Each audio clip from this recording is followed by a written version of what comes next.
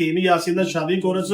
ਉਹਨਾਂ ਲੋਕਾਂ ਵਾਸਤੇ ਆ ਕਿ ਜਿਹੜੇ ਔਰ ਪਰਦੇ ਨਾਲ ਅਸੀਂ ਗੱਲ ਕਰਾਂਗੇ ਇਹ ਪੱਠਿਆਂ ਦੀ ਕਮਜ਼ੋਰੀ ਵਾਸਤੇ ਕਤਰੇ ਆਂਦੇ ਨੇ ਧਾਨ ਪੈਂਦੀ ਹੈ ਪੱਠਿਆਂ ਦੀ ਕਮਜ਼ੋਰੀ ਇਹ ਸਾਡਾ ਸ਼ਾਦੀ ਕੋਰਸ ਇਸਤੇਮਾਲ ਕਰ ਲਓ ਦਾਨਾ ਕਮਜ਼ੋਰੀ ਵੀ ਖਤਮ ਹੋ ਜਾਂਦੀ ਪੱਠਿਆਂ ਦੇ ਅੰਦਰ ਤਾਕਤ ਵੀ ਆ ਜਾਏਗੀ ਔਰ ਲਾਈਫ ਟਾਈਮ ਤੱਕ ਕਰੀਏ ਬਾਕੀ ਤੌਰ ਨਹੀਂ ਸਲੀਮ ਸਾਹਿਬ ਨੂੰ ਔਰ ਗੋਗਾ ਸਾਹਿਬ ਨੂੰ ਅਸੀਂ ਇੱਕ ਇੱਕ ਡੱਬਾ ਗਿਫਟ ਕਰਨ ਲੱਗੇ ਆ ਨਹੀਂ ਜੀ ਤੁਸੀਂ ਫਿਰ ਆਪਣਾ ਵਕੀਲ ਸਾਹਿਬ ਨੂੰ ਦੇ अस्सलाम वालेकुम रहमतुल्लाह अच्छा जी है ਜਿਹੜਾ ਸਾਡਾ ਸ਼ਾਦੀ ਕੋਰਸ ਹੈ ਨਾ ਇਹ ਹਰ ਬੰਦਾ ਇਹਨੂੰ ਸ਼ਾਦੀ ਕੋਰਸ ਨੂੰ ਸਾਡੇ ਨੂੰ ਇਸਤੇਮਾਲ ਨਹੀਂ ਕਰ ਸਕਦਾ ਪੂਰੀ ਦੁਨੀਆ ਦੇ ਉੱਤੇ ਪਛਾਣਿਆ ਜਾਂਦਾ ਹੈ ਕਿ ਹਕੀਮ ਯਾਸੀਨ ਦਾ ਸ਼ਾਦੀ ਕੋਰਸ ਉਹਨਾਂ ਲੋਕਾਂ ਵਾਸਤੇ ਆ ਕਿ ਜਿਹੜੇ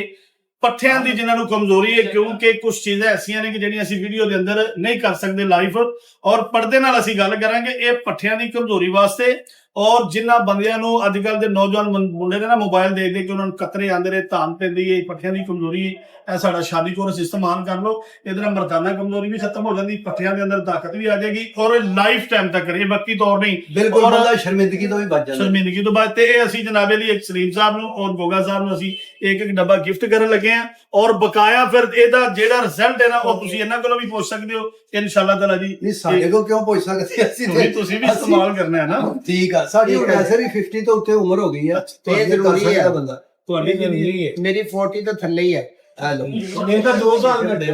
ਨਹੀਂ ਜੀ ਤੁਸੀਂ ਫਿਰ ਆਪਣਾ ਵਕੀਲ ਸਾਹਿਬ ਨੂੰ ਦੇ ਕਿਹਦਾ ਤੁਸੀਂ ਇਸਤੇਮਾਲ ਕਰਨਾ ਨਹੀਂ ਸ਼ਰਅ ਅੱਗੇ ਸ਼ਰਮ ਕੋਈ ਨਹੀਂ ਇਹ ਹੁਜਤ तमाम ਕਰਨੀ ਚਾਹੀਦੀ ਹਰ ਇਨਸਾਨ ਨੂੰ